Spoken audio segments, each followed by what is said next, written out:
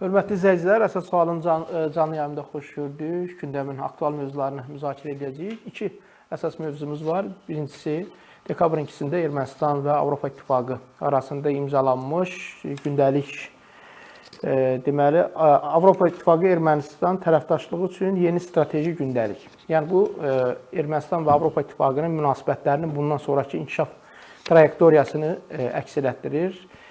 Tərəflər razılaşıblar ki, siyasi, iqtisadi və digər humanitar və digər sahələrdə bundan sonra əməkdaşlıq edəcəklər və Avropa İttifaqı Ermənistanı tam gücü ilə dəstəkləyəcək. Ermənistana həm iqtisadi, həm mali, həm texniki yardım göstəriləcək.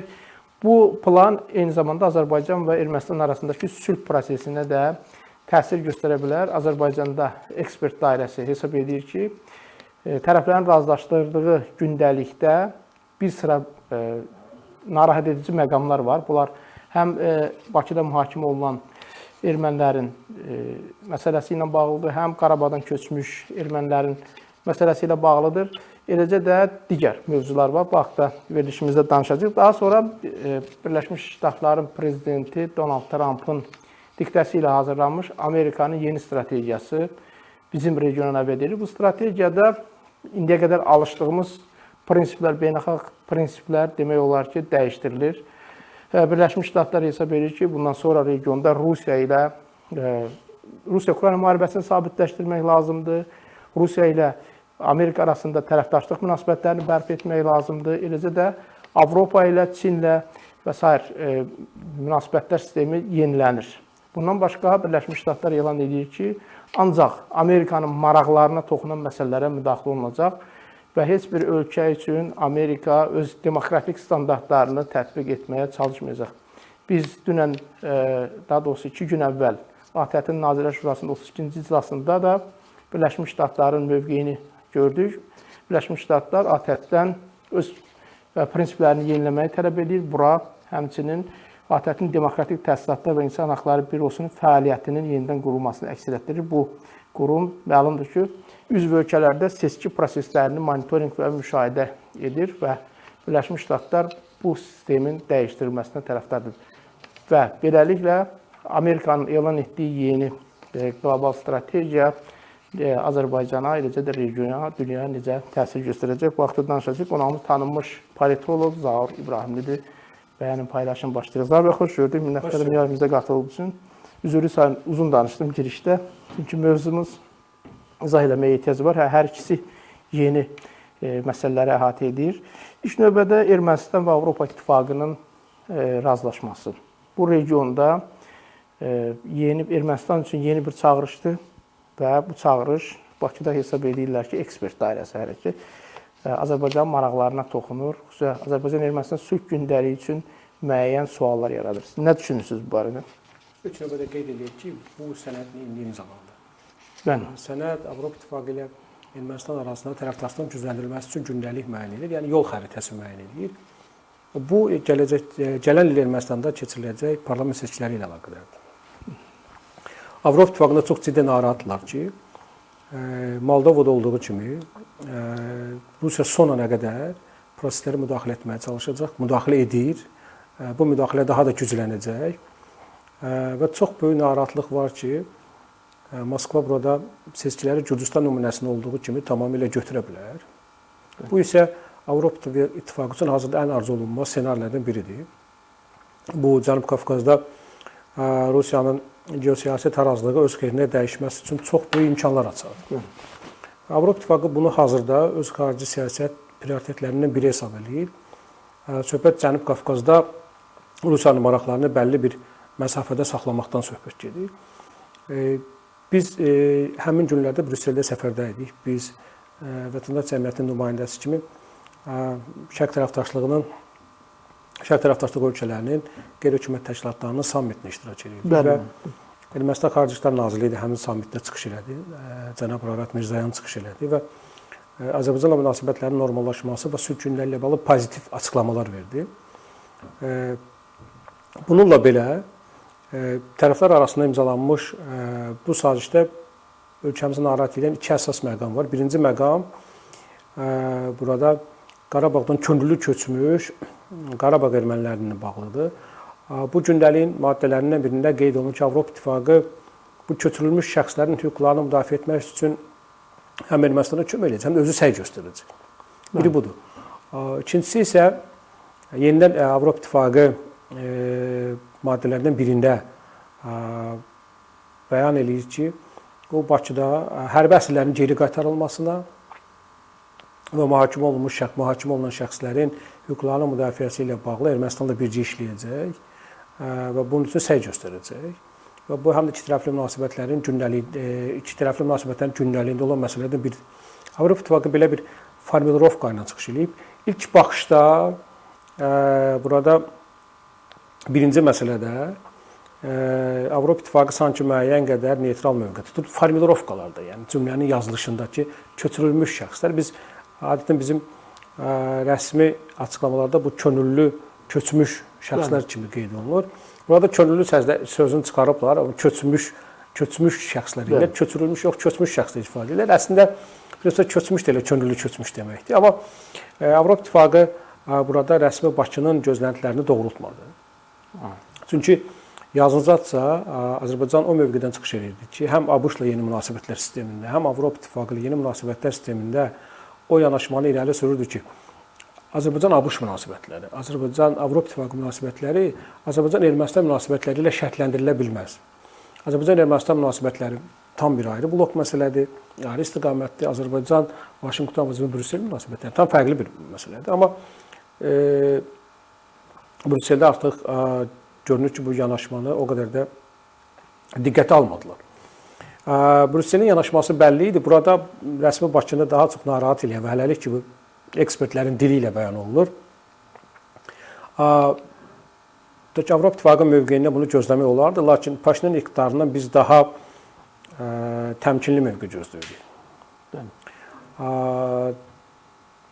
Biz hər dəfə bəyan edirik ki, münaqişə artıq başa çatıb, münaqişə ilə əlaqəli bütün məsələlər həll olunub və sülh sazişinin imzalanması astanasındayıq. Yəni artıq 17 maddəli sülh sazişi paraflanıb və gözlənir ki, Ermənistandakı seçkilərdən sonra bu saziş imzalanacaq. Lakin bu məsələlərin irəli atılması onu göstərir ki, bəli, Ermənistan xarici siyasətində hələ də üzə vurulmasa da bu iki məsələdə israr etməkdə davam edirlər. Söhbət Qarabağdan köçürülmüş, Qarabağdan könüllü olaraq köçmüş, Qarabağdan könüllü olaraq köçmüş. Biz bilirik ki, onlar doğrudan köçdülər. Könüllü olaraq köçmüş ermənilərin hüquqlara deyilən məsələdən söhbət gedir. Hüquqlar deyəndə biz artıq başa düşməkdə açıqlamasa da, onlar onların hansısa formada Qarabağa qayıdışı nəzərdə tutulur. Bu bir. Bu əlbəttə ən çox Azərbaycanı qıcıqlandıran və haqlı olaraq qıcıqlandıran məsələlərdən biridir. Çünki məsələnin kökündə o durur ki, rəsmi İrəvanın bilavasitə effektiv nəzarəti ilə, onun dəstəyi, himayəsi və təşviqi ilə bir qrup Azərbaycanın Qarabağ bölgəsində məskunlaşmış erməni cinayətkar dəstələr yaradıb, Azərbaycan dövlət bütöv suverenliyinə və ərazi bütövlüyünə qarşı çıxmış, müharibə aparmış, soyqırım cinayətləri törətmişdilər. Və həmin o silahlı dəstə qondarma qurum hərbi cəhətdə məğlub olandan sonra onlar rəhbərlərin bir qrupu tutuldu və onların həmin ərazidə yaşayan ermənilər özləri könüllü olaraq köçmək qərarı verdilər. Baxmayaraq ki, Azərbaycan inteqrasiya planı açıqlanmışdı, onların təhlükəsinə bağlı təminatlar müəyyən eləmişdi və biz bilirik ki, Rusiya sülh məramlı qüvvələri də orada fəaliyyət göstərdilər həmin dövrdə. Lakin ermənilər buradan könüllü köçmək qərarı verdilər. İndi prosesləri bir tərəfli yanaşmaq əlbəttə Avropa İttifaqının düşünürəm ki, burada yanlış idi. Bu nəinki Azərbaycan-Ermənistan münasibətlərinə təsirsiz ötüşməyəcək, Azərbaycan-Avropa münasibətlərinə də təsirsiz ötüşməyəcək. Çünki biz heç unutmamışıq bizim Laçın dəhlizi ilə bağlı Avropa İttifaqının mövqeyini, o cümlədən Qarabağda məskunlaşmış erməni icması ilə bağlı Avropa İttifaqının mövqeyini. Burada Bakıda haqlı olaraq suallar doğur ki, sabah şərtlər yüngül dəyişən kimi Avropa İttifaqı yenidən köhnə hava çalacaq. Bu etimadlı münasibətlər yaratmağa mane olur. Lakin olan olub artıq. Yəni bu saziş imzalanıb. Sindən belə ona hansısa bir təsir eləmək, dəyişmək və yaxud da ki, onu müzakirə eləmək imkanı varmı? Tutaq ki, Azərbaycan-Ermənistan danışıqları və yaxud da Azərbaycan-Avropa İttifaqı təmaslarında bu məsələni müzakirə eləmək mümkündür? Azərbaycan-Avropa təmaslarında bu məsələ müzakirə olunacaq. Ola bilsin ki, dərhal sonra yox, yəqin ki, indiki Ermənistanda seçkilərə qədər bununla bağlı heç etmək mümkün olmayacaq. Çünki bu Paşinyan iqtidarını çox ciddi şəkildə sarsıda bilər. Yenidən o sənətə bu iki maddə ilə bağlı hansı əlavə və düzəlişlər vermək bu mümkün deyil. Ola bilsin ki, bu məsələlər onunla izah olunacaq ki, bu Paşinyana həm də bir dəstək xarakteri daşıyır. Çünki Ermənistan cəmiyyətində bu tezis populyardır ki, Azərbaycanın deməyinə baxmayaraq münaqişə bitib, amma münaqişə ilə məsələlər hələ müzakirə ilə həll olunmalıdır. Yəni bu apava var Ermənistan cəmiyyətində.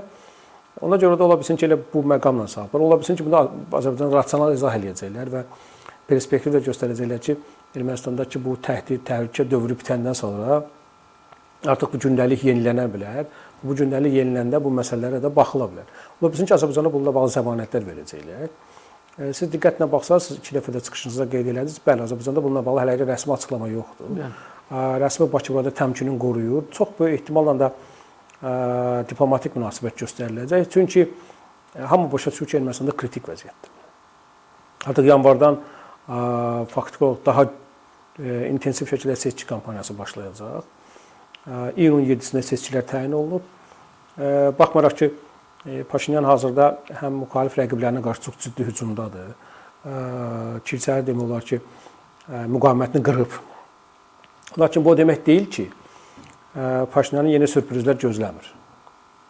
Yəni kritik vəziyyəti tamaşaçılarım üçün biraz izah edək. Çünki doğrudan da narahatlıq Azərbaycan cəmiyyətində də var ki, Rusiyanın Ermənistanda revanş eləməsi, revanşist qüvvələrin yenidən hakimiyyətə qayıtması və yaxud da ki, Paşinyanın tək başına hakimiyyət qura bilməməsi seçkilərdə bütün indiyə qədər əldə olunan tərəqqini sıfırlayacaq.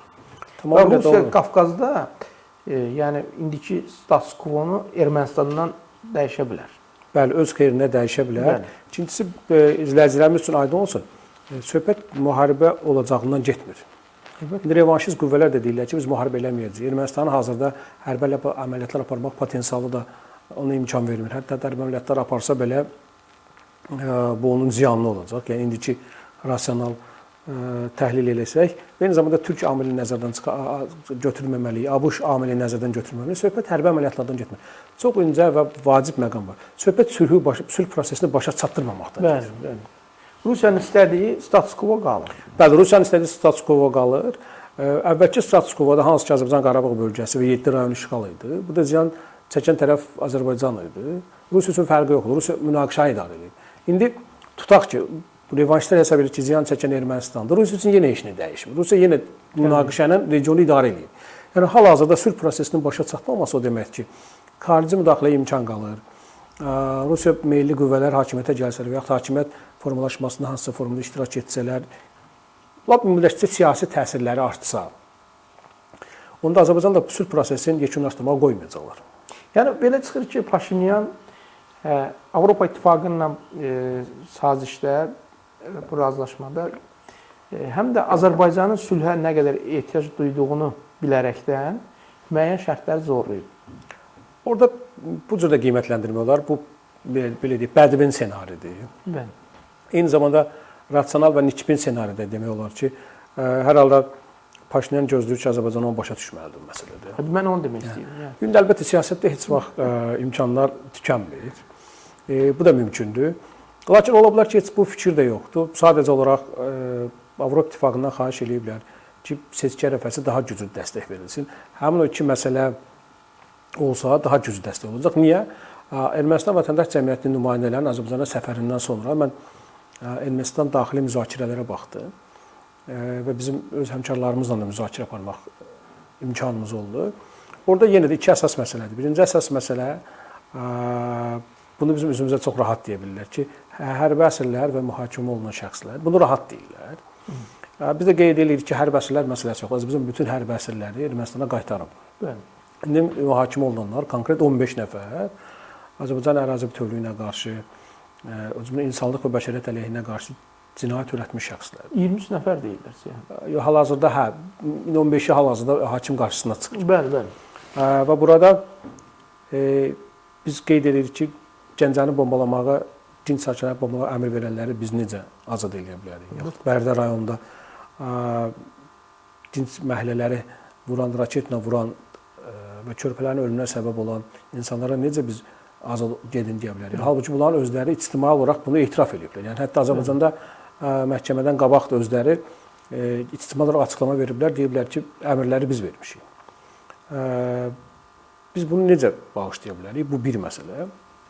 Lakin ikinci məsələni bizə demirlər. Söhbət Qarabağ ermənilərinin könüllü köçmüş Qarabağ ermənilərinin hüquqlarının müdafiəsi adı altında əslində burada bir çox məsələ nəzərdə tutulub. Bir də ki, mümkün qayıdış məsələsi. Onu bizə demirlər.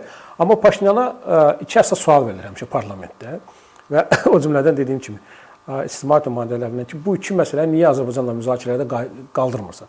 Hətta Azərbaycana gələn nümayəndə heyətindən Ermənistan ekspertlərindən, vətən cəmiyyət nümayəndələrindən də soruşurdular ki, siz niyə bu iki məsələni Bakıda qaldırmamısınız? Yəni hal-hazırda Paşinyan bu arqumentləri rəqiblərinin əlindən almaq üçün bu iki məsələnin həmin gündəlikdə əks olunmasına var gücü ilə çalışıb.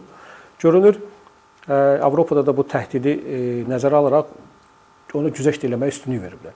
Bizim nöqteyi nəzərdən bu istənilən halda yol verilməzdir. Yəni bu cür məsələləri siyasi mübarizənin alətinə çevirmək gələcəkdə daha böyük təhdid yarada bilər. Bu öz yerində. Çünki Ermənistan əgər doğrudan da cəmiyyəti hesab edirsə ki, onun üçün sülh prioritetdir, o da müəyyən məsələləri artıq bir kənara qoymalıdır. Lakin qeyd etdiyim kimi, hazırda biz iştirak etdiyimiz Brüsseldə müzakirələrdə də ana xətt o idi ki, Moldova təcrübəsinin təkrarlanacağını gözləyirlər. Əlbəttə, Moldovada Avropapərəst qüvvələr qalib gəldi, amma birisi çox çətinliklə qalib gəldilər. Az fərqlə. Az fərqlə və çox böyük çətinliklə, həm də nəzərə alaq ki, Moldova fiziki olaraq Avropadadır. Həm də 1 milyon nəfərə yaxın seçici Avropadan kənarda səs verdi, bəli. İndiki halda ona görə də Moldovadan kənarda üzrə Avropada səs verdi və indiki halda isə Avropa İttifaqı burada ABŞ-la Avropa İttifaqı mövqeyi üstə düşür, onu qeyd edirik. Bütün gücü ilə Rusiyanın burada qalib gəlməməsindən çalışırlar. Çünki Gürcüstan təcrübəsi hamının qarşısındadır. Hamı başa düşür ki, Ermənistan Paşinyanın qalib gəlməsi o demək ki, yaxın perspektivdə Gürcüstanda da fərqli proseslər baş verəcək. Gürcüstandakı indiki etiraz potensialı güclənəcək və indiki iqtidarın çox uzun müddətli hakimiyyətdə qalacağı da çətin görünür. Paşinyan qalib gələrsə. Bəli. Amma Paşinyan qalib gəlmərsə, əksinə biz Ermənistan və Gürcüstanda Rusiya mövqeyinin daha da güclənəcəyini və Gürcüstandakı indiki hakimiyyətin daha da möhkəmlənəcəyini proqnozlaşdıra bilərik. Çox əminliklə bunu qeyd edə bilərik. Ermənistanda əgər Rusiya pərəst hakimiyyət qüvvələr hakimiyyətə gəlsə və yaxud da ki, siyasi cəhətdən təsir imkanları əldə etsələr, Paşinyan üçün də çox yaxşı perspektiv açılmır və ümumiyyətlə qeyd etdiyim kimi sülh prosesini başa çatdırmaq çox çətin olacaq. Yəni Cənub Qafqazı sülh təşəbbüsləri ilə konflikt məkanından əməkdaşlıq məkanına transformasiyası çox çətin olacaq. Və imkanlar baxımından resursları da göz önünə gətirsək, şanslar necədir? Avropa İttifaqının açıq dəstəyi var və ola bilsin ki, bu strateji tərəfdaşlığın gücləndirilməsi ilə əlaqədar strateji gündəlik məsələ indi, yəni bu il başa çatmamış imzalandı. Özdə nəzərə alın ki, Avropa İttifaqının qarşısında çox ciddi məsələlər durur. Buna baxmayaraq Ermənistana xüsusi diqqət ayırdılar. Bu Ermənistan üçün bir jest idi. Bunu imzaladılar və bunun ardınca da real dəstək verəcəklər. Yəni maliyyə verəcəklər, iqtisadi dəstək verəcəklər və yollar və nəqliyyat logistikanın inkişafı üçün dəstək verəcəklər. Yəni erməni cəmiyyəti Avropanın viza rejimini də müəyyən qədər yüngülləşdirəcəklər. Hətta indi hiss edir. Yəni siz Ermənistana verilən qrantlara, onlara verilən hələ əvəzsiz maliyyə yardımına baxsaq, doğrudan çox böyük bir təsiri var və Ermənistana da artıq müəyyən Avropa şirkətləri investisiya qoymağa başlayıblar. Baxmayaraq ki, normal şərtlərlə qoymazlar. Nevidə Ermənistanda ən böyük süni intellekt mərkəzi tikməlidir. 4-5 milyard dollar dəyərində bir investisiyadır Ermənistan üçün. Ümumilikdə, yəni Ermənistanın Avropa strategiyası belə görünür ki, özünü doğruldur. Cəmiyyət də buna dəstək verir. Siz dediyiniz şanslar kimi, mən biraz uzaqdan başladım. Cəmiyyət buna dəstək verir. Bu özünün iki amillə göstərir. Birincisi, kilsəyə qarşı total hücum. Cəmiyyət tərəfindən ən azı müqavimətlə qarşılanmır. Söhbət dəstəkləməkdən getmir. Çox maraqlıdır ki, ən təhlükəli məqam məhz bu idi. Bəli. Paşinyan burada asta-asta hərəkət elədi. Yəni ilk növbədə Baqar Qalasyanın evindən silahlar çıxdı və o doğrudan silahlar var idi. Yəni o silahlar belə deyək, istintaq tərəfindən ora qoyulmamışdı. Və ardınca telefon danışıqları və ardınca da kilsə rəhbərliyinə qarşı kompromat. Kilsə rəhbərliyi isə xirtəyə qədər korrupsiyanın içindədir, cinayətin içindədir. Azərbaycana qarşı çirkin kampaniyaları maliyyələşdirən, Azərbaycanlıların qanı hesabına iyanələr yığan və bundan varlanan ikinci qara rejim doğrudan da bir korrupsioner və revanşist bir komanda toplamışdı özünə. Paşinyan bunu vaxtında gördü və hücumu davam elətdirdi. Hər dəfə hücumda Ermənistan cəmiyyəti müqavimət göstərmədi, yəni müəyyən qədər susqunluqla qarşıladı və sonda artıq demək olar ki, çevrə çox daralıb və ikinci qara rejim Marseldədir. Ermənistan mətbuatında artıq bilə-bilə məlumat yayıblar ki, qayıdan kimi həbs olunacaq. Əslində mesaj verilir ki, qayıtmasın. Mən düşünürəm ki, qayıdacaq. Hər halda ola bilsin ki, Paşinyan bugün sabah yeni addımlar atdı, yeni həbslər həyata keçir. Onu da qayıtmadı. Lakin yeni adamlar həbs olunması böyük ehtimalla qayıdacaq. Çünki ikinci qara rejim məsələdə özü qərar verə bilmirdi. Onun da qayıtmaması qərarı Moskvada verilir. Amma Paşinyan da yəni o demokratik niqabı saxlamaqla bərabər hakimiyyəti qorumaq, gələcək seçkilərdə revanşın qarşısını almaq üçün bütün qanunsuz belə deyək də, bütün mümkün olan və olmayan addımlar atır və Avropa İttifaqı da buna göz yumur. Göz yumur, bəli. Onun bütün addımlarına legitimlik donucu ediriblər. Ermənistan cəmiyyəti də bu addımlara ən azı müqavimət göstərmir. Və biz ikincisi, biz Paşinyanın necə cəsarətlə Qarabağ üzrə danışıqlara açdığını gördük. Bu da Ermənistan cəmiyyətində Paşinyana qarşı hər hansı bir negativ dalğa yaratmadı. Söhbət dalğadan gedir. Reaksiyalar var. Bunu pisləyənlər var. Paşinyana artıq çıxır. Amma bu dalğa deyil. Yəni bu ayrı-ayrı etiraz nöqtələridir. Bu Paşinyan üçün hazırda indiki halda onu avantaja çevirdi, yeri gəldi. Bəli, ikincisi biz Gümrünün merinin həbs olunmasını gördük. Ən böyük rəqiblərdən biri idi və Rusiyanın stavka edə biləcəyi əsas fiqurlardan biri idi. Paşinyan onu çox asanlıqla götürdü. Və Ermənistan cəmiyyətində bunlar müqavimətlə qarşılamır. Mən sizin verilişlərin birində qeyd etmişdim. Biz iki şey Ermənistan cəmiyyətinə baxmalıyıq. Ermənistan cəmiyyəti ola bilsin ki, Azərbaycanla indiki sülh prosesinə o qədər də dəstək vermir. Yəni biz başa düşdüyümüz və yaxud arzuladığımız qədər dəstək vermir. Lakin Ermənistan cəmiyyəti çox aşkar görünür ki, müharibə istəmir. Bəli. Çox aşkar görünür ki, Ermənistan cəmiyyəti müharibə istəmir. Yeni gələcək istəyir. Və başa düşürlər ki, müharibədə qalib gəlib gəlməməklərindən asılı olmayaraq Rusiya ilə gəlib idarə edəcək. Bax, biz də Ermənistan ekspertləri ilə ən böyük arqumentim budur. Müzakirə eləyəndə, qeyd nümayəndələri ilə ki, hesab elə ki, Rusiya dəstək verdi. Siz Rusiyanın dəstəyi sizin əldə edən deyilsiniz. Rusiya dəstək verdi. Siz müəyyən üstünlüklər əldə edərdiniz. Tutaq ki, epizodik olaraq da, hipotetik nəzəri olaraq deyirəm. Xəyali olaraq qeyd edir.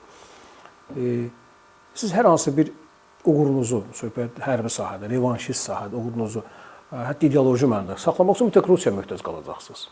Sizin də Rusiya möhtaclığınız iqtisadi baxımdandır və sizin əhaliniz o qədər böyük deyil, elə vaxt var idi ki, tək Sorosun pulları ilə Ermənistana saxlamaq mümkün idi. Sizə Avropa İttifaqı müəyyən büdcə açıb iqtisadi baxımdan sizi dəstəkləyə bilər. Həmçində Ermənistan da, Rusiya da sizi tam blok eləyə bilməz. Yəni iqtisadi baxımdan sizin yaşamaq imkanlarınız var. Amma siz siyasi baxımdan Rusiyanın asılından düşsəniz, sizin müstəqil yaşamaq imkanlarınız olmayacaq. Və bu dəfə sizə güzəşt eləməyəcəklər. Bu dəfə sizi Belarusdan betər günə salacaqlar. Zahid bəy, Gürcistan haqqında danışdınız qısa da olsa. Yəni orada hazırda proseslər gedir, hökumət bütün rəqiblərə qarşı total hücum həyata keçirir və bu gedişatda bir məqam da diqqət çəkir ki, Azərbaycanla Gürcistan münasibətləri daha əvvəlki kimi deyil. Yəni biz xüsusən bu 8 avqustda Birləşmiş Ştatlarda imzalanan, yəni paraflanan sazişdən sonra, TRIP layihəsinin təsdiqindən sonra biz müəyyən hətta Azərbaycanlılara qarşı bu yaxınlarda çox ciddi bir narazılıq doğurmuşdu. Gürcistan ərazisindən istifadə edən Azərbaycan yük daşıyan avtomobillərə qarşı problemlər, süni əngəllər yaradırlar falan. Düzdür, Azərbaycan bunu bir siyasi mövzuya çevirmək istəmir, amma hiss olunur ki, biz Gürcistan bizə əvvəlki kimi, yəni o strateji tərəfdaşlıq münasibətlərinə uyğun bir xətt aparmır. Ən azı münasibətdə xeyli bir soyuyub. Bunu necə izah eləmək olar? Bu Gürcistan mövqeyi deyil, bu Moskva mövqeyidir. Və bu birbaşa Moskvanın mövqeyidir, bu Gürcistanın mövqeyi deyil. Heç kimə sir ki, Gürcistan xarici siyasət qərarlarında müstəqil aktor deyil. Əvvəlki qədər müstəqil deyil. Əlbəttə, müəyyən müstəqillik var, lakin xüsusən əhəmiyyətli regional məsələlərdə Rusiya Moskvadan razılaşdırılmamış addım atacağını indi təsəvvür etmək mümkün deyil. Hər nə qədər tərəflər arasında diplomatik münasibət olmasa da belə, yaxud iqtisadi münasibətlər minimum olsa da belə, hər halda heç kimə sir deyil ki, hətta indikinin Gürcistan elitasının özündə çox ciddi parçalanma var. Bu Bidzin İvanişvilinin keçmiş tərəfdaşlarına qarşı açılan cinayət işləridir. Onun komandasının vuran əli olan, sağ əli olan insanların indi faktiki olaraq cinayət təqibinə məruz qoymasıdır. Bu aşkar deməyə imkan verir ki, ona hakimiyyətə gətirən elitanın özündə belə, daxili elitanın özündə belə ciddi siyasi parçalama var. Bu ciddi siyasi parçalama Rusiyanın mövqeyi ilə əlaqədardır. Hamı başa düşür ki, Gürcüstanda bu templə davam etsə, Gürcüstan siyasi suverenliyi tamamilə itirəcək və biz onu yenidən məcburuq Belarusla müqayisə edək. Belarus indi bizim üçün modeldir. Belarusla müqayisə eləyək və Qərbin də etimadı get-gedə azalır. Burada sadəcə olaraq vəziyyəti nisbətən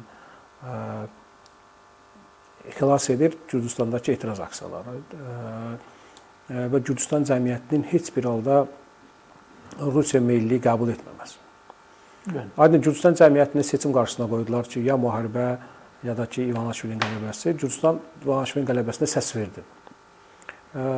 Gürcüstan cəmiyyətini qorxurdular ki, Rusiya yenidən hücum eləyəcək, qərbpərəst qüvvələr gəlsə, Ukrayna müharibəsində tərəf tutacaq Gürcüstan və Gürcüstan cəmiyyəti, belə deyək, burada risk eləmək istəmədi. Yumşaq desək, təhdid var idi, açıq danışaq.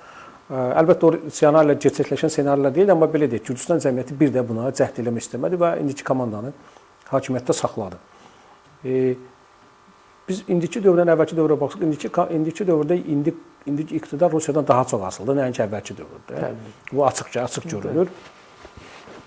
Və burada Gürcüstan ekspertlərinin müzakirələrini də dinlədikdə, onlar çox açıq şəkildə deyirlər ki, əslində bu Gürcüstan üçün ən pis ssenarilərdən biridir. Gürcüstan öz subyektliğini itirir və Gürcüstan indiki geosiyasi vəziyyəti onun müstəqil qərarlar verməsini vacib eləyir ki, o öz ərazisindən tranzit imkanlarından istifadə eləsin və Azərbaycanla kooperasiyada iqtisadi dayanıqlıq əldə eləsin. Və Gürcüstan indiki turizm məkanına çevrilməsi də elə məhz Gürcüstanın o məxsusi obrazı ilə bağlıdır. Bütün bu üstünlüklər əldən gedə bilər əgər Gürcüstan indiki kimi öz müstəqilliyini itirəcəksə. Və biz geosiyasi qarşıdurma kəskin nəticədə Moskvanın Tbilisiyə qeyri-rəsmi təzyiqini açıq şəkildə görürük. Bu təzyiq Azərbaycan münasibətdə ifadə olunur.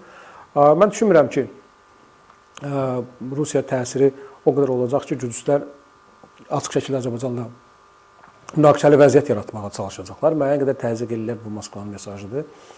Lakin Azərbaycan da bunu bildiyindən diplomatik davranır bununla bağlı məsələdə. Həmçinin qeyd etdiyimiz kimi, yaxın 1-2 ildə çox regionumuzun gələn növbəti 5 ilin şəkilləndirəcək hadisələr baş verəcək. Məsələn, 2020-ci ildə artıq Türkçü Vətən müharibəsi başlayanda biz bilirik ki, yaxın 5 il üçün təxminən necə şəkillənəcək və xüsusən də Paşinyan ikinci dəfə seçiləndən sonra artıq bizim üçün aydın idi ki, söhbət yeni müharibədən getmir, söhbət hansısa razılaşmadan gedəcək.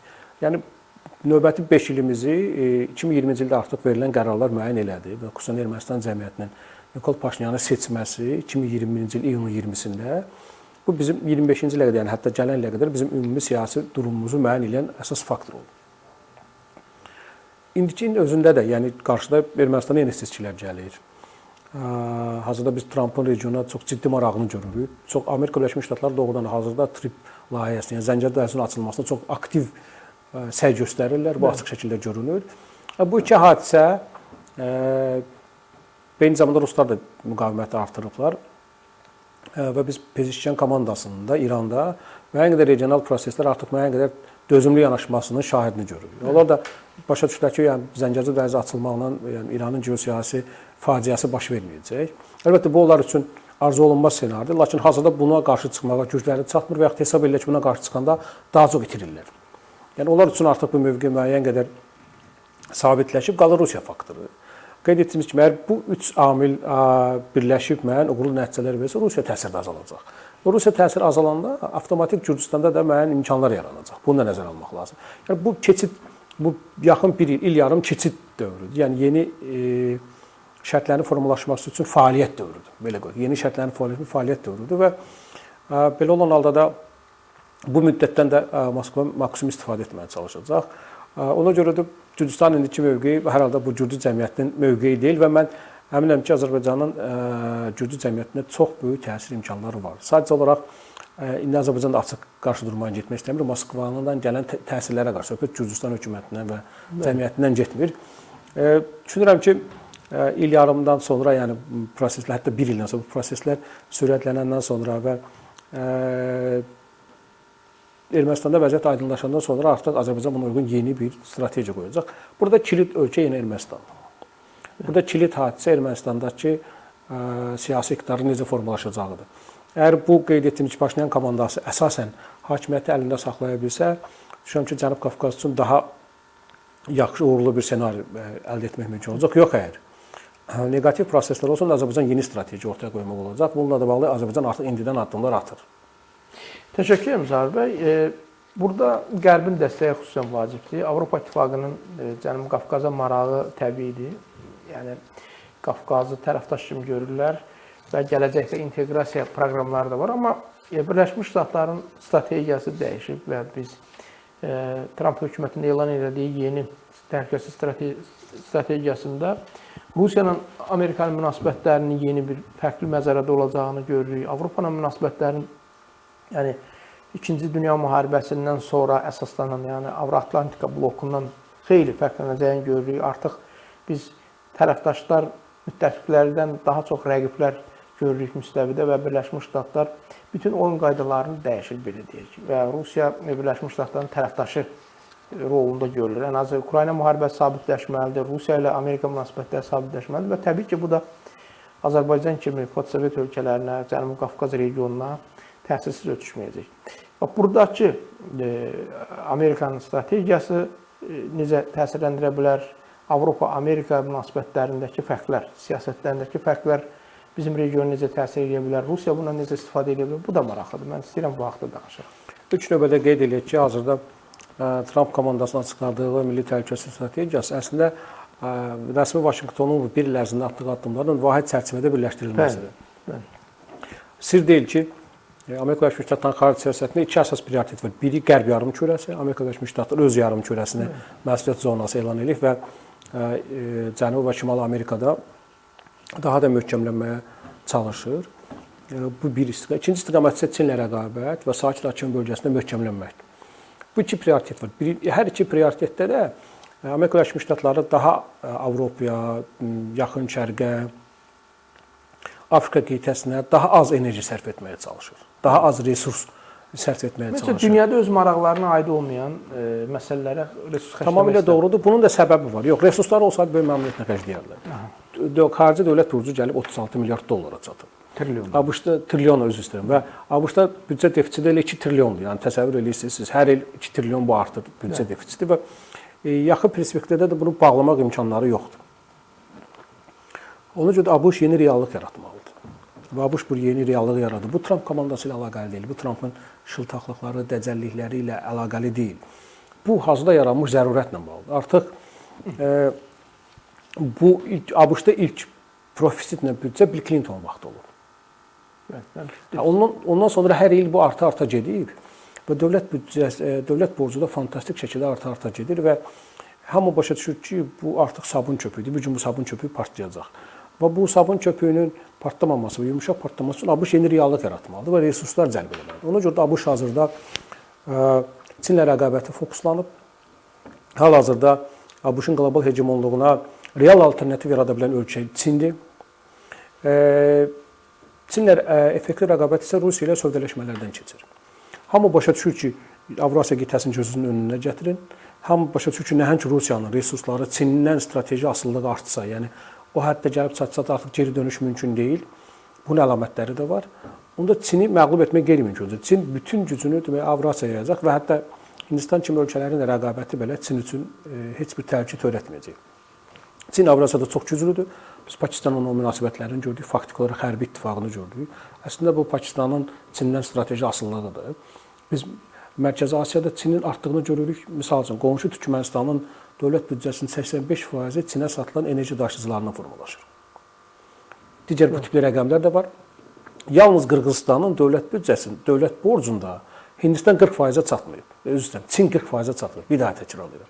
Mərkəzi Asiya ölkələrindən yalnız Qırğızstanda Çinin dövlət borcu, Çinə olan borc ümumi dövlət borclarının 40% qədərində deyil. O da 40-dan çox idi.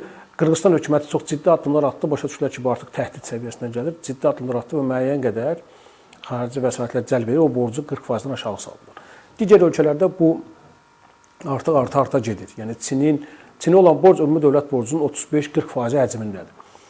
Bu Rusiyanın özünün arxa bağçası elan etdiyi zonadır. Və yaxud da ki, ikinci məsələ, siz bildiniz, Rusiya məcbur oldu yuanla istiqrazlar buraxdı. Yəni Çinin milli valyutası istiqraz borcu.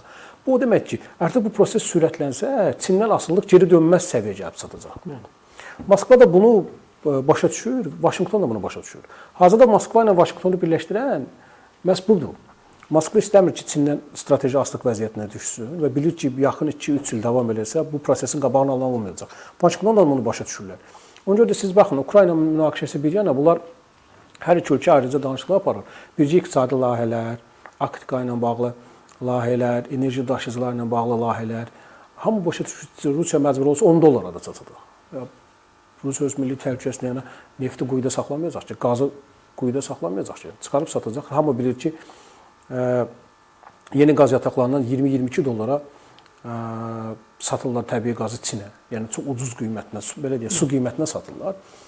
Bu da Çini gücləndirir. Bu davam edəcək. Tək o deyil, böyük bazardır.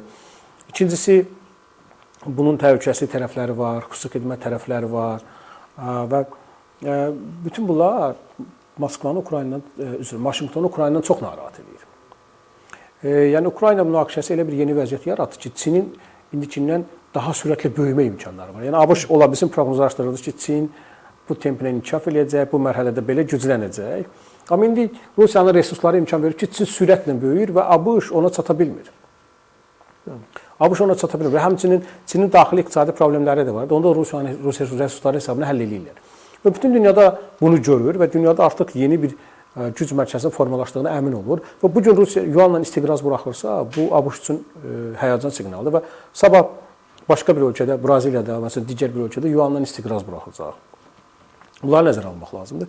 Hal-hazırda bax, indiki təhlükəsizlik doktrinası bunu əks elətdirir. Bəs Amerikanın yumşaq gücü istisna olunur. Yəni yumşaq gücünə bağlı Amerikalılar belə qənaətə gəlirlər ki, yumşaq gücünə siz milli təhlükəsizlik məsələlərinə nail ola bilmərsiniz. Yəni bundan sonra demokratiya, insan haqları Amerika üçün prioritet deyil. Prioritet deyil. Bu İkinci Dünya müharibəsindən sonra formalaşmış reallıq idi. Rusiya-Ukrayna müharibəsi göstərir ki, siz Rusiya raketlərinin yumşaq gücünə qarşısını ala bilmirsiniz. Siz demokratiya ilə Rusiya cəmiyyətində elə bir güc formalaşdıra bilmirsiniz ki, dəfələrlə avtoritar rejimin yenidən özünü bərpa etməsinə mane olmasın. Bu bir.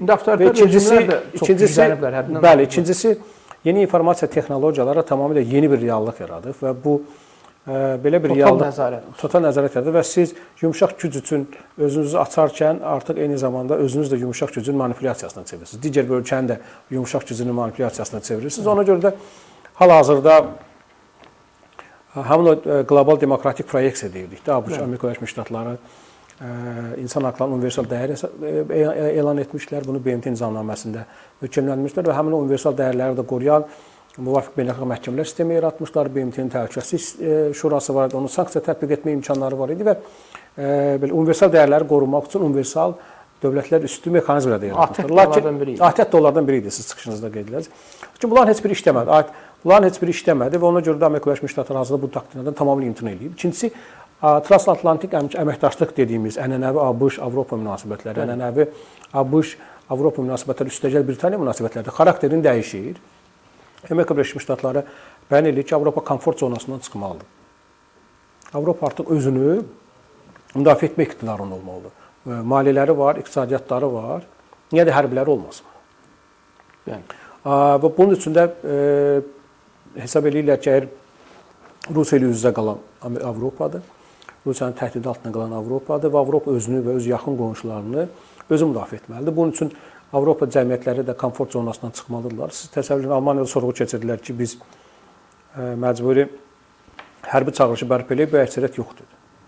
Onlar yenidən qanunu keçirdilər ki, qanun qabiliyyətləri artıq 2008-ci ilə qədər doğulmuş hər bir Alman məcburi hərbi həkim müayinəsindən keçəcək və təsəvvür edin ki, 3 Baltikanı ölkəni toplayanda onların orduları bir diviziya yarım eləmir. Yəni, bu qədər komfort zonada qala bilməzsiniz. ABŞ deyir ki, siz Rusiya kimi bir ölkənin qonşusunuzsa, siz yalnız mənə ümid edə bilmərsiniz. Mənim də resurslarım məhduddur. Prinsipsi doğru da deyil.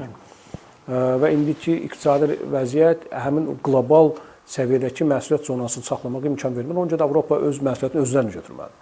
Avropalılar bunu başa düşür, amma gec başa düşürlər. Yəni əslində indiki Avropanın düşdüyü vəziyyət itirilmiş yaxın 3-4 ilin bəhrəsidir. Yəni artıq düşünürəm ki, Biden administrasiyası seçkilərdə uduzmaq ehtimalı yüksək olanda Trump indi eləklərin hamısını deyib. Trump gizli heç nə eləmir. İndi dediklərin hamısını eləyib və o konservativ gündəlik dediyimiz sənəddə hamısı da yazılıb. İndiki təhlükəsizlik strategiyasının bütün əsas punktları orada qeyd olunub.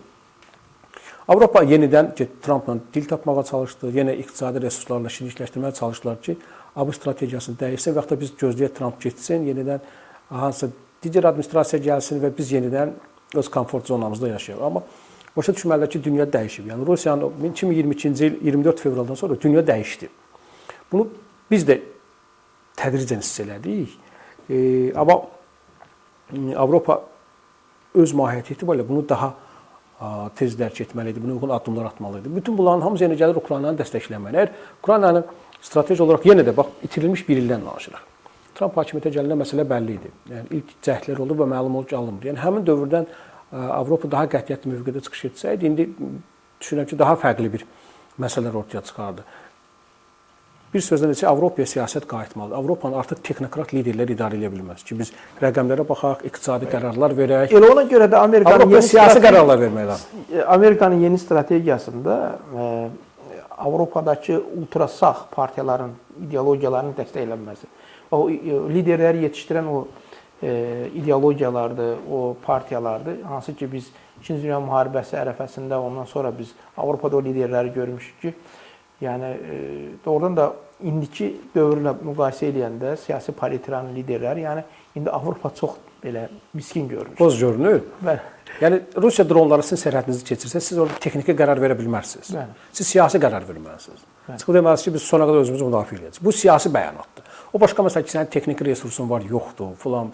İndiki liderləri baxaq görək, bizim ona dataya baxaq görək, biz özümüzü müdafiə edə bilərik. Hələ onu bir həftə qərarlar ən az bir həftə müdafiə etmək lazım gəlir. İndi qərarları verəcək və qərarların arxasında duracaq. Ən vacibdə cəmiyyəti səfərbər eləyəcək liderlər lazımdır. Yəni indi ABŞ-ın təhlükəsizlik doktrinası da həm də bu istiqaməti də açır.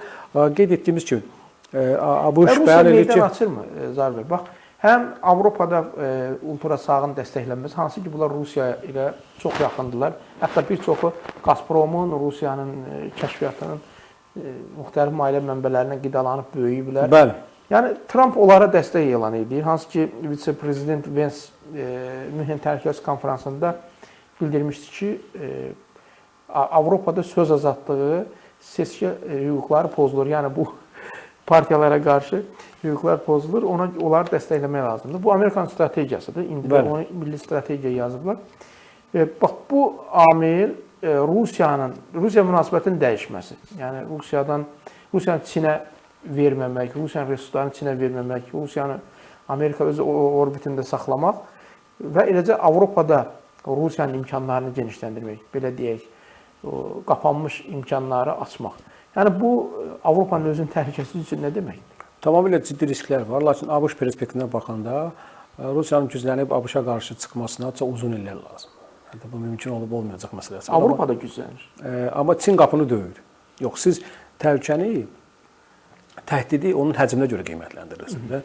Siz hal-hazırda aydındır ki, ABŞ-ın tək hegemon olduğu dünya yaratmaq mümkün deyil. Bəli, artıq o dövr. Avropa ilə ittifaq yenə bunu vermir. Və diqqətlə, lap sadə dil izahımız. ABŞ özü tək başına dünya hegemon olduğu dünya qura bilmir. Avropa ittifaq da heç nə vermir. Çünki Avropanın ittifaqdaydılar da, qursaydılar, qurardılar. Və Çin yüksəlir. Çin Rusiya ittifaqı isə bunu mümkün eləyə bilər. Yəni Çin mərkəzli dünyanın yaranmasını mümkün eləyə bilər. Ona görə də burada Rusiyanın nəyin bahasına olursa olsun Çindən ayırmaq lazımdır. Çin onda zəifləyəcək, ləngiyəcək, sürəti azalacaq. Çin gücləndirən ucuz Rusiya resursları. Amerika söhbət hələ indidən də getmir. Söhbət yəni Çinin mən qeyd etdiyim kimi bir də təkrarlamaq istəyirəm. Bu münaqişə uzanarsa və Rusiya doğrudan da elə bir vəziyyətə gəlib çıxa bilər ki, doğrudan geri dönmə sal ala bilər. Və bu baxımdan indi hal-hazırda Rusiya meydan vermək ABŞ xarici siyasəti maraqlarına tam uyğundur. Burada Ukrayna məsələsinə artıq Amerika Birləşmiş Ştatları texniki yanaşır. Yəni Biden administrasiyası buna ideoloji yanaşırdı ki, Ukraynanın məğlub olunması, Qərbin şərəf məsələsi. şərəf məsələsi, ümumiyyətlə Qərb blokunun məğlub olunması. Biz yenə eyni düşüncədə qalırıq və hesab edirik ki, hər nə qədər Çin təhdid olursa olsun, Rusiyanı bu qədər gücləndirmək, bu bizim baxışımızdır. Rusiyanı bu qədər gücləndirmək əslində həm də bir növ yenidən Çini gücləndirməkdir. Çünki Rusiya müəyyən qədər güclənəndən sonra Çinlə ittifaq bağlamayacağı da heç kim zəmanət vermir.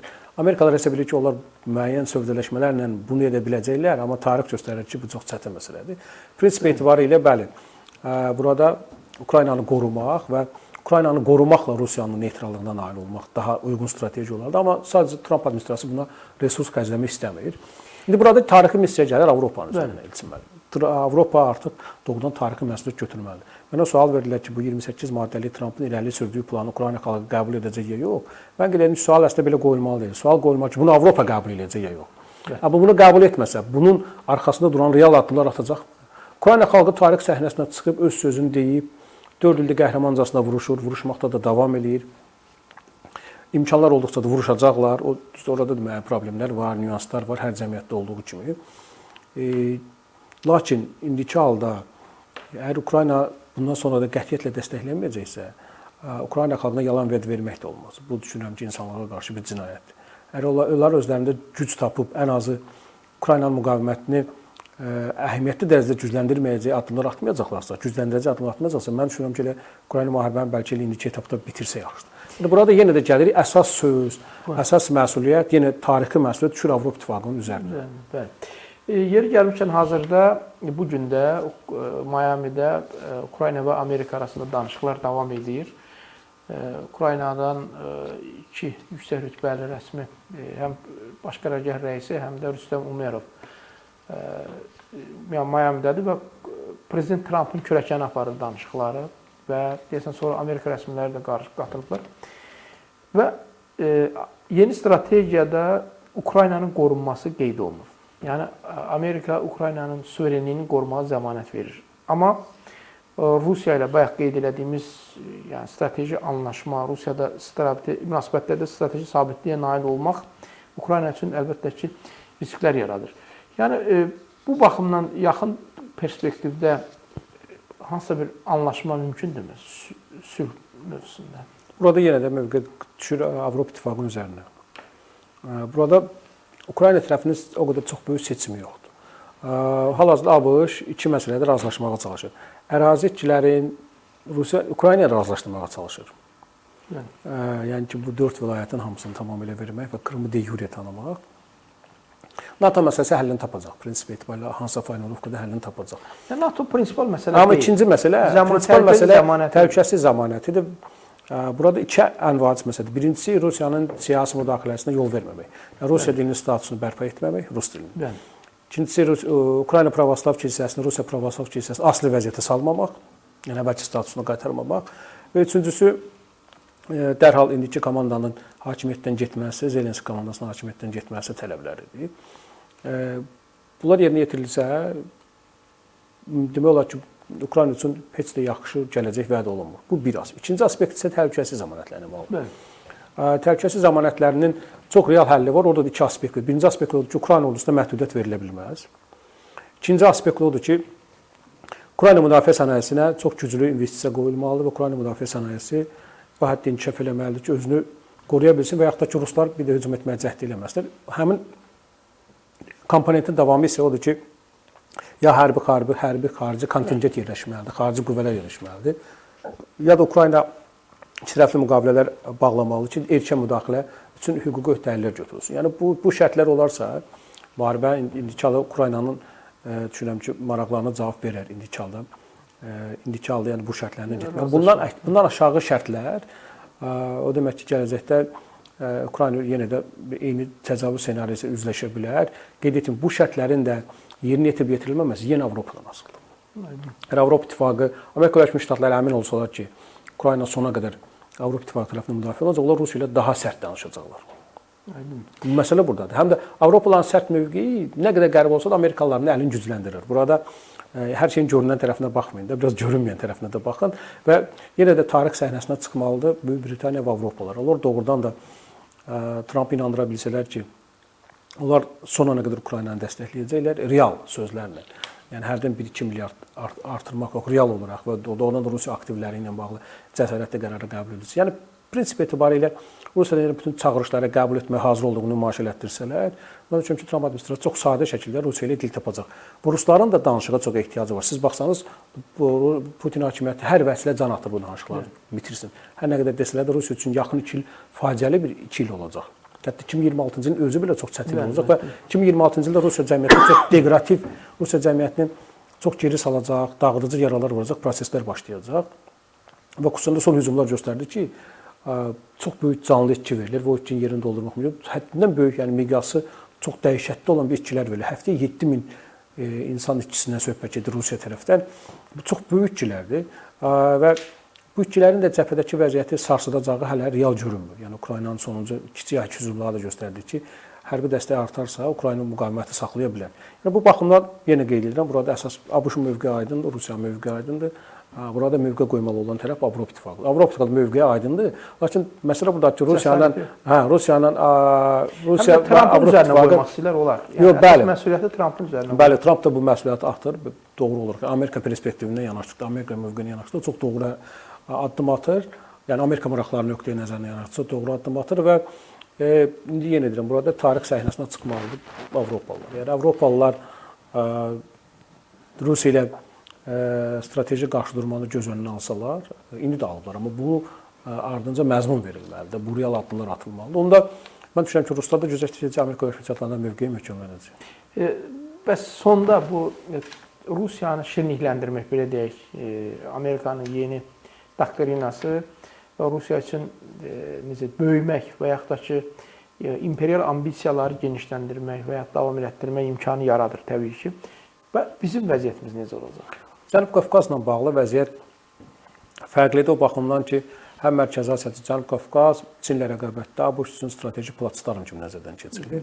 ABŞ yaxşı olar ki, hiss olunur Şərqi Avropanı güzəştə getməyə hazırdır. Nəinki Cənub Qafqazı və Mərkəzi Asiya. Əlbəttə, burada Rusiya maraqları tanınacaq. Lakin Rusiyanın burada əvvəlki kimi hakim mütləq olacağı və yaxud da Gazpromun yenə də diktə edəcəyi real görünmür. Cənub Qafqazda bu Türkiyənin gücləməyə kömək etməklə özünü göstərəcək. Yəni ABŞ hissi olunur ki, açıq şəkildə Türkiyə regionda möhkəmləməyə kömək etməyə çalışır. Və eyni zamanda biz Zəngəzur dəhlizinin artan marağı görürük. Amerikalılar da başa düşür ki, Çinlə strateji rəqabət həm də kommunikasiyalar üzərində nəzarət deməkdir. Çin alternativlərindən biri də Mərkəzi Asiya ilə Avropaya çıxmaqdır. Və belə olan halda Avropa İttifaqı plus ABŞ istəyirlər ki, burada özlərinin də müəyyən təsir imkanları olsun. Rusiyanın burada hakim mütləq olması ABŞ-Çin rəqabətində Çini gücləndirərdi. Çünki ABŞ-ın özü burada olmalıdır və biz ona görə də gördünüz, Asiya-ABŞ sammitini gördünüz və biz indi ABŞ-ın Zəngəzur dəhlizi ilə bağlı Ermənistanla çox ciddi danışıqlar apardığını görürük. Yəni bu baxımdan bu iki regionda Rusiyanın maraqları məhdudlaşdırılacaq. Demirəm tamamilə vurub Rusiya buradan çıxardılacaq. Yox, Rusiyanın müəyyən qədər tarazlıq tapmağa çalışacaqlar.